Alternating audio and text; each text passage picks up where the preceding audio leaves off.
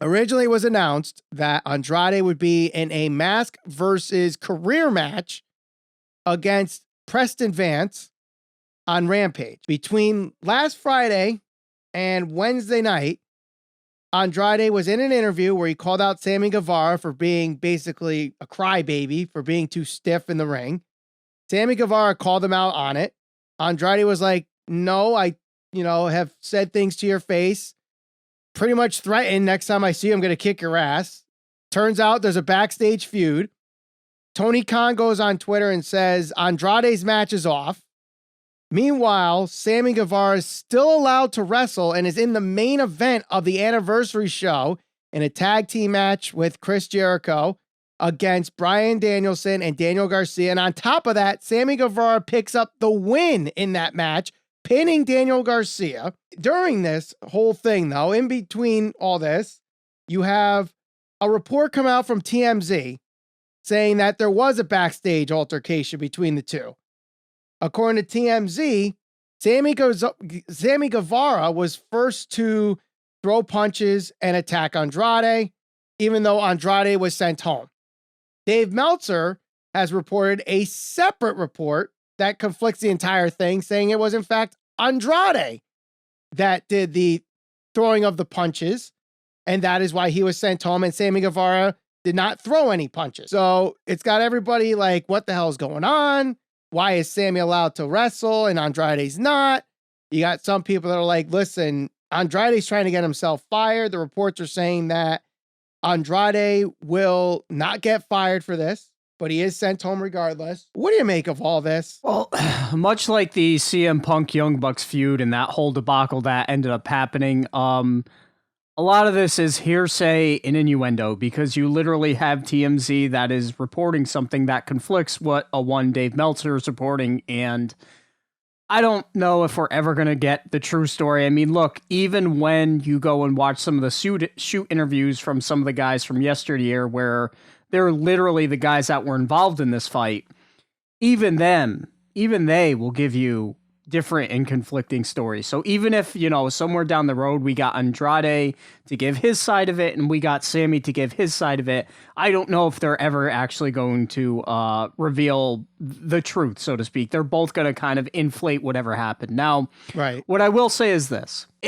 AEW is in a really, really weird spot right now. I think that right now Tony Khan is finding out just how difficult it is to run a company with a locker room full of a lot of guys with a lot of testosterone, all competing for top spots, a lot of egos, a lot of characters, all that type of stuff. And I think he's realizing that it's very difficult to do so. But hold on. You would think that he would have experience in this while not being the owner of such, his dad being the owner of the Jacksonville Jaguars. You don't think testosterone runs wild in that locker room, or characters are in that locker room, or egos are in that locker room? You don't think there's firsthand experience with that? Here's the difference in my mind. You might get a one-off weird situation where some guy and I don't know, this is soccer you're talking about, right? Football, whatever you want to call it. I'm talking about the National Football NFL, League, the Jacksonville Jaguars. Whichever sport, whatever. Those are team sports, okay? And AEW and all of the backstage cheerleaders, they could all kind of say like, oh, we're a team, AEW's a family, and that all may be true, but at the same time, wrestling is still very much, in my mind, an independent thing. Like you're all striving, yes, you're working together to try and make AEW successful. You're trying to make it the top wrestling promotion in the world. But in reality, there truly is only one top spot. And right now, Jon Moxley has that spot. Before that, CM Punk had that spot. Now, you're going to have the guys that are going to be over, and there'll certainly be individuals that will help kind of, be like a part of that melting pot to make sure that it's successful. But wrestling is very individualistic in that aspect where, there's one champion. They're all kind of competing for that top spot. And many times when people get to that top spot, they're reluctant to let go of it. Or you're competing for, airtime, additional airtime. You want to get your shit over. So Chris Jericho, a guy who has a ton of experience, a ton of pull, I'd imagine, backstage, I imagine it's going to be very easy for him to go up to Tony Khan and say, hey, I got this idea, let's run with it. Rather than, if you're just Andrade, who is, a name and a guy that there's potential there, but he really hasn't, done a whole lot, whether it's been in WWE or AEW. So he's now competing for... Go ahead. You bring up Jericho, and when the original TMZ report came out, and I saw this going on Twitter, and I asked this on Twitter, Andrade got sent home, his match is canceled. Sure. Why is Sammy Guevara allowed to wrestle? And I've had some people respond to me saying Jericho's influence. Do you think Jericho influenced Tony Khan into keeping Sammy Guevara on the show on Dynamite this week? Tony Khan is a true leader and a true CEO and a true boss. The answer should be no. You shouldn't. If Tony Khan had people that witnessed it, if Tony Khan himself witnessed it, if he got sides of it from both Sammy and Andrade, he should make the final decision, and Chris Jericho should not have any influence, in my opinion. Mm-hmm. Did that actually happen? I'd hope not. I really would hope not. Do you think they made the right call sending Andrade home and keeping Sammy there, knowing what we know and based on whichever story you think is true, the TMZ report or Meltzer's story? Because to me, when TMZ originally reported this, I was like, this doesn't make sense. If Sammy was the one that threw punches, why is Andrade getting sent home? And let me ask you this. TMZ's not...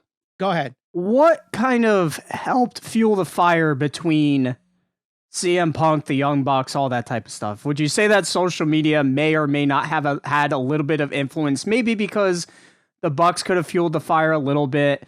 The stuff that they were putting out there, the wrestling journalists of the world certainly got wind of stuff and started tweeting it and spreading stories, and it caused CM Punk to go, over the edge, so to speak. Do you feel like social media maybe had a little bit of influence of that coming to what had actually ended up happening between those guys? In that situation, yes. In this situation, it just started because Andrade made a comment in an interview. Social media wasn't even a part of this yet. It was after Andrade made the comment in an interview, then it leaked into Twitter. Okay.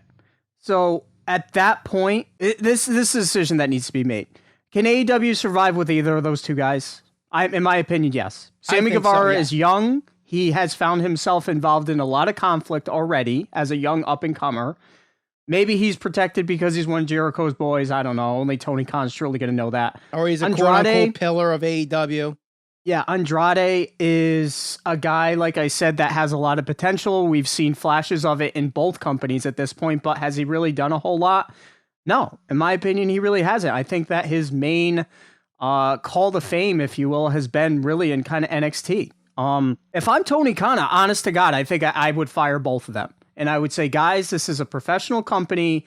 We're not pulling this shit. We just had it happen. Because at the end of the day, whatever you thought of Dynamite last night, this is the type of stuff that people are going to kind of gravitate towards, and things that it just fuels the fire for whoever, the Jim Cornettes of the world, whoever those people are that want to say Rome is burning backstage, Tony Khan can't be an effective boss. This whether it's true or not, it helps prove them right. And Tony Khan needs to put his foot down and slam down an iron fist and say, that is enough. This is a professional company. It's my company. And you guys aren't going to do this stuff, and you're not going to get away with it. It just happened less than, 3 weeks ago? And now something like this happens. But Sammy Guevara is in the main event. But if Sammy Guevara, if you believe Meltzer's report that Guevara did nothing, he just took a couple punches, it got broken up, and that was it. Is there really anything to punish him for if he was just a guy that got punched? He didn't really... He said some shit on Twitter, but who doesn't say shit on Twitter? That's the problem. These guys in the whole Twitter beef back and forth. Go backstage, talk like men, handle it like men, do whatever you're going to do, be smart about it. Stop tweeting each other back and forth, first of all. That's high school shit. That is embarrassing. Like, I can't even believe that that's something that professionals are doing consistently, and it's getting to the point now where it's leading to fistfights backstage. Like, that's where Tony Khan should sit them both down and be like, dude, guys, like, seriously, like, this is a professional company. He said one thing in an interview, you guys went back and forth about on it on Twitter, and rather than talking about, you know, Wardlow or somebody from last night that looked really good, the thing that's going to dominate the headlines of the dirt sheets or whatever you want to call them is going to be that fight. And everybody knows it because controversy is going to sell at the end of the day. And Tony Khan needs to punish one or at least one of them. Yeah. It seems like he's punishing Andrade because he got sent home. And I guess part of the punishment is, if you want to believe the narrative, that Andrade's trying to get fired and Tony Khan's not going to fire him over this, is kind of a punishment in and of itself. And why is it that I have to keep referencing the movie Little Big League when it comes to these backstage feuds? Because yet again, here's another connection to that movie where a guy was trying to get himself traded or released from the Minnesota Twins because he didn't want to work with the kid managing the team. And instead of saying, no, I'm not going to release you, I'm not going to trade you, I'm going to do the exact opposite. I'm going to pitch you. You're going to go out there, you're going to produce, because if you don't, you're going to get the reputation of this, you know, disgruntled player that is absent-minded, that can't hit his spots, that can't remember scouting reports, and your value is going to go down. And what happened? Bam, the guy starts pitching great. Is he playing this same role with Andrade? Like, no, I'm not going to release you. Go take time off, go cool off, and then when you come back, I'll push you because all you care about is your value.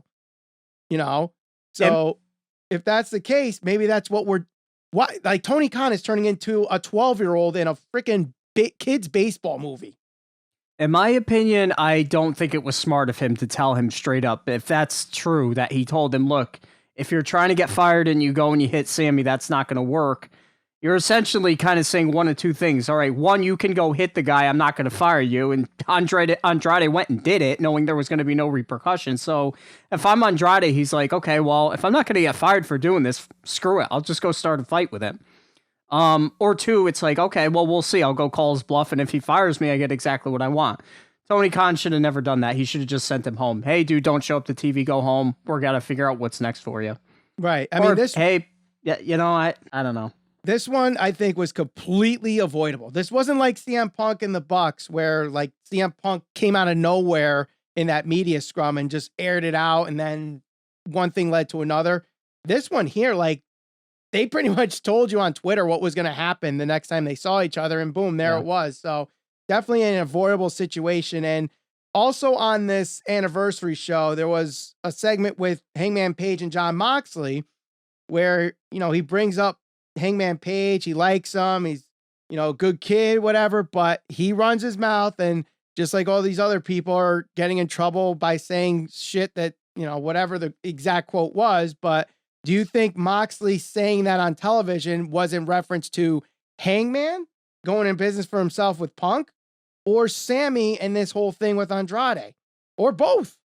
I think it was a little bit of both. I think it was like some tug in cheek, because I think Moxley, at the end of the day, you know, we talk about, you know, locker room leaders. I know there was a joke made about, you know, Punk back in the day kind of thinking he was a locker room leader and people not taking him seriously. I think very much so. There are a couple guys there that are locker room leaders. And I think Moxley is definitely one that's really high up there on the totem pole. So I think that's his subtle way of saying, look, I know that some of you guys are doing these things and getting away with it, at least for right now, but, you know, stop doing it. Stop doing it. That's no way to conduct business. Like I said, it is a very individual-based type of, you know, sport, if you want to call it that.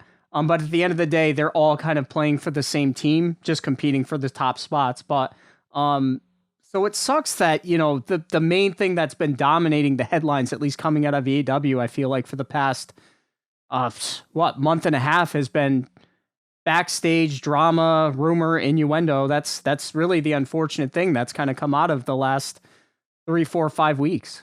No, I agree. And the Twitter feuds, I think, got to stop. The backstage stuff, whatever information is getting leaked to journalists that they're reporting, it seems like that's gotten a lot worse since the first 2 years. And I don't know if it's just because journalists are getting better at digging out this information out of AEW, or there's people within the locker room that are just more open to air this stuff out.